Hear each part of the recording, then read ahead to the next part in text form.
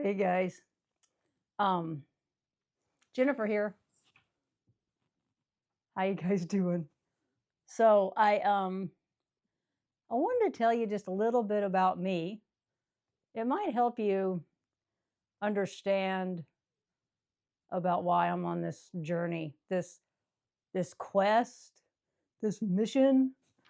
I don't even know what it is, but um I was born in Louisiana and moved to Alaska when I was 19, back in 94, and I've been in Alaska since. I guess my life was riddled with traumas up until, frankly, until my 40s. Uh, and so last year in October, I've kind of been having these like, I've always been an empath, right? I've always been an empath. And just love for other people, just like my heart on my shoulders, just could feel other people, could feel their emotions. Always had this sense of something bigger. I had some things happen to me as a kid that made me really realize, like, okay, there's something here, but I really, and I'm talking about spiritually, but I never really put it really never, you know. Um, I had some pretty serious, significant traumas that made me anti-religion, and so I kind of put that aside for most of my life. Um, and I had some significant events happen in my life, as we all do. You know, um, in my late 30s, my mother died in a car crash pretty tragically, quick. One of those things where here one day, gone the next, and that kind of can rattle you, and that did rattle me. And that's kind of, I think, all of it combined started to get me to where I am today. Um, but what I want to kind of convey to you is a few things here. First is, back a year ago, I wouldn't say I was rock bottom, but I was having a rough time. I was drinking pretty heavy. I was kind of, lost spiritually. And I called a friend and said, "Hey, what do I do?" I was at a bar drunk. I called a friend and said, "What, help me out here?" And she said, "Well, there's a Joe Dispenza meditation retreat in a couple weeks. You should go." So I did. And I went and I invited her. We went together. And during this meditation retreat, I don't know, day two, I'm like, I have joined a cult. I am out of here. Well, Dispenza does an excellent thing at the beginning. He says something like, uh, "Give me 7 days. You've paid here. You've you've taken the time off work.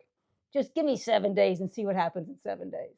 And so that stuck with me. And so I was like, okay, fine, fuck it, I'll give him 7 days.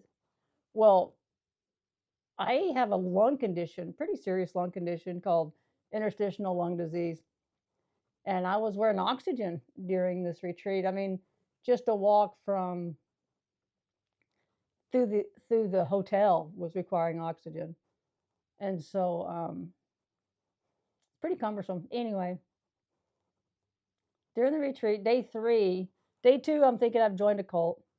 By day three, I've decided, because of the meditations. I mean, we're meditating in these retreats about 4 or 5 hours a day, I think.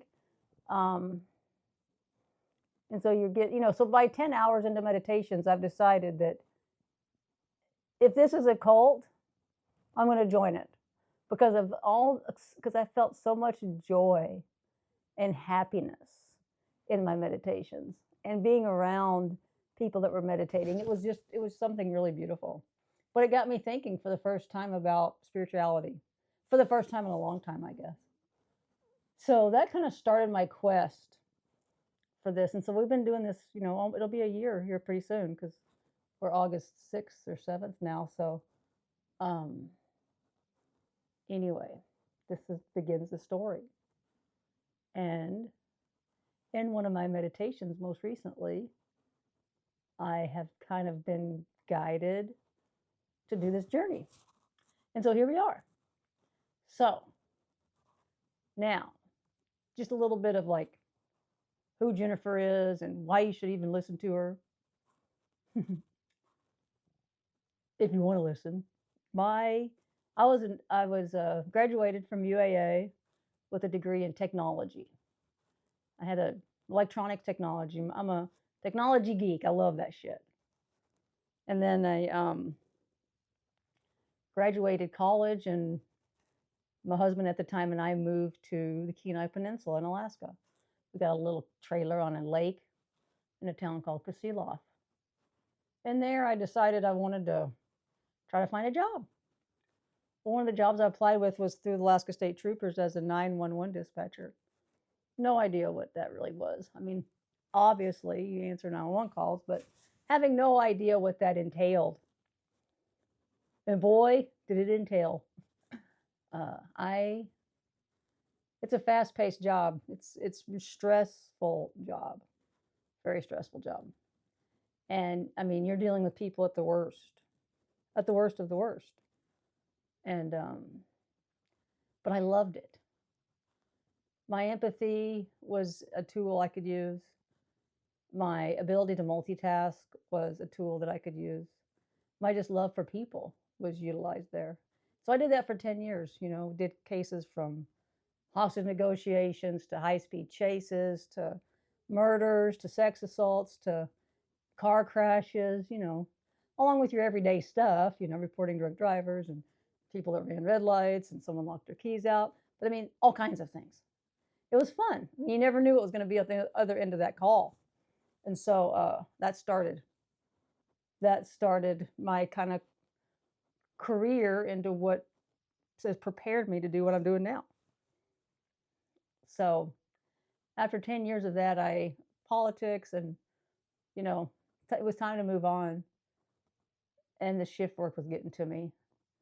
I applied for a job as a criminal defense investigator for the public defender agency in town. And I got it. And man, did I love that job. That job, there were some amazing attorneys, just brilliant, that really cared about people.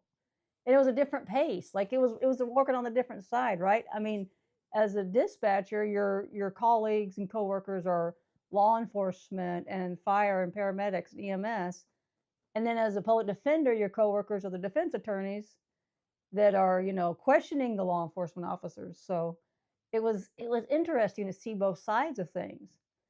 And it was a different pace. I mean, as a 911 dispatcher, you're like, go, go, go, next call, next call. But then as a defense investigator, you get to see the whole thing out. And you got to like see the litigation and you got to hear the whole story. Because, as a dispatcher, someone's dead and there's a gun there and there's one guy standing there. And you jump to assumptions. But as a defense investigator, you get to kind of dig into it a little bit. So I did that for 10 years. And then just life happened, and my new husband and I started a business in rural Alaska, a diesel engine repair business. And that business, it was scary when I decided to switch over.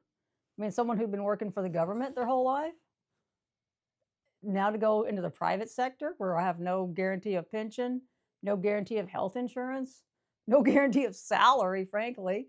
But I was at my wit's end and I needed a change. And so I jumped. And I took over the management and, the overseeing of the business and the organization. My husband was just doing it on his own. I was kind of helping, on the side, but I wasn't really doing it full time. And it was really crazy to see. For me, it felt good that when I threw in and did it and worked my ass off and focused, we built this thing. We built it. We tripled in the time that I was there. It was really cool to watch. I enjoyed building it. Like, I really enjoyed building it. But I don't enjoy running it. So, I mean, I'm one of those. So now this is where we are. And I've luckily we've found some amazing people to help do what I was doing in the running the business. And I can just kind of be the overseer of things and do some of the things that I enjoy. but we've hired people that enjoy doing the everyday things, that are really good at it. And so now that kind of frees me up to do this next chapter. And this next chapter is Talk to Me About Love, Field Notes from a Spiritual Investigator. And what are we going to do?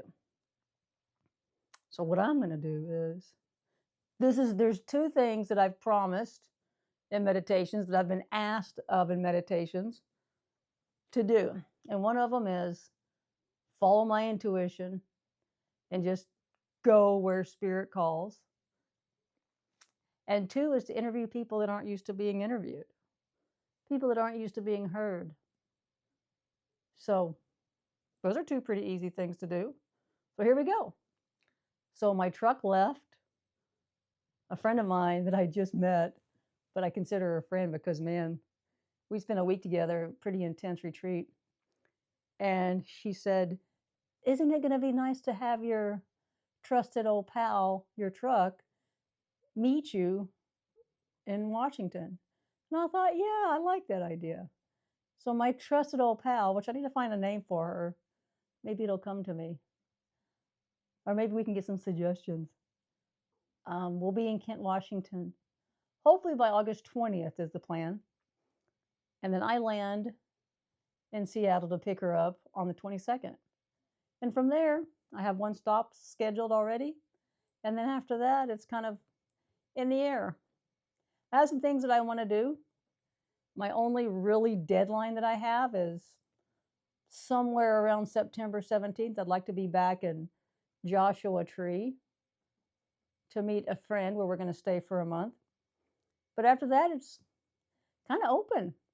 And so the plan is I'm gonna interview people about their spirituality, what it is that they believe, what they don't believe. I'd love to talk to atheists, people that believe that we're just here and we die and there's nothing. I really want to talk to people that believe that there's something, that have felt the presence, that have really felt that and seen it, and what it is that they think it is, what it is, how they access it, how do they feel about it, things like that. I have some ideas too about interviewing people that are researching things. I've read some really interesting research papers, and I'd like to find these people and talk to them. I've also there's some crazy shit that you see on the internet, that people say happen. Track that stuff down. See what happens. Follow it. I don't know. So that's what I'm going to do. That's the plan. I'm going to post interviews, see what happens. Am I trying to make money? No. Would I like to support myself? Yes. But I don't know how I'm going to do it. I'm just going to trust and go. I don't know how I'm going to support myself. I do have enough to support myself for the next 6-8 months. So we'll see. And if I have to go back to Alaska and go back to managing the business with like a dog between my tails, or whatever the saying is, so be it. That's what's going to happen. I'm just going to go with it. Some people say I'm going through a midlife crisis at 51. Fine. Whatever it is, I'm okay with it. Some people have asked me, so are you leaving your husband? No, it's kind of crazy. My husband, Jim, is very supportive. Maybe he's getting tired of me or something. I don't know, but no, I'm joking. He's very supportive. He believes in this too. So he believes in my mission. He believes that it's good for me to go. And so he is very nobly going to manage the business for us. And that's, that's cool. He loves it. This is his passion. He's a master mechanic and he's good at what he does. And he loves Alaska, and Alaska loves him. He's one of the few men that has been to many, many, many, many villages in Alaska, and he's welcome back in all of them. Alaska has seen a lot of predators. They come to Alaska and take advantage of the people in Alaska, and that's not something that we do. That's not something that we support. So there's that. But so here we are in August. I don't know if it's August 6th or 7th. I think it's the 7th. Anyway, we're in August. I've got about 2 weeks tomorrow before I leave. And so what the next plan is this. I'm here in Kenai, Soldotna. I'm going to visit my son, Olin, and we are going to spend a couple, days together. And then I'm going to go back to Anchorage, and my daughter Katie is going to come, and we're going to spend a couple days with her. And then I'm going to the Arctic. Oh shoot, what's the name of it?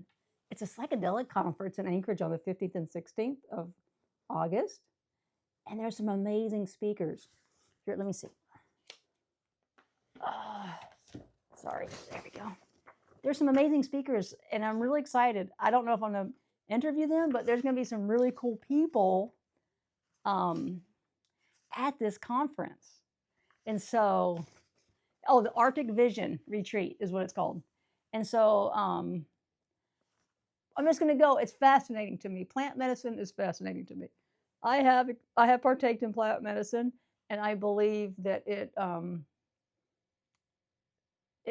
showed me things that I needed to see, like, for a better term.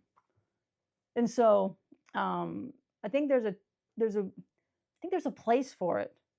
I have my opinions on it. My opinions are that it's kind of like my opinion on it is that it's kind of like looking through a window looking through the window to see outside. You can't touch it and feel it. You can see it, right? But it kind of gives you a guidance to where I go the same when I do meditations. It's the same place as when you do plant medicines. It's the same feeling. I don't know. It's kind of hard to explain. We can go into it more, I'm sure. But that's what I'm hoping to talk to people about. And the people that are going to these conferences are people that I might be interested in talking to. We'll see. So that's what's happening this week. And then launch week, August 22nd. That's the day we go. I'm excited. So I'd love to hear what you guys are interested in hearing, what it is you guys if you guys have any ideas on people to interview or places for me to go. So I'm going to travel from Washington, and I'm going to drive the coast of California, and then I'm going to go all the way to as far east as West Monroe, Louisiana, where I'm going to see my baby sister there, Mary. And then I'm going to come back to Joshua Tree by September 17th-ish is the plan. So anywhere along that route, if there's somewhere you think I should stop and see, I'd love to hear it. And also, so I'm planning to go to the Redwoods, Mount Shasta, and Enchanted Rock are the 3 places that I really want to just go see and meditate. Just meditate for an hour, stop and see them. Maybe not stay the night, maybe stay the night. We'll see. But anyway, I'm saying this to hold myself accountable. The plan is to have an interview posted on YouTube and the podcast and the website before I leave on the 22nd, and then have 1 or 2 a week. So that's the plan.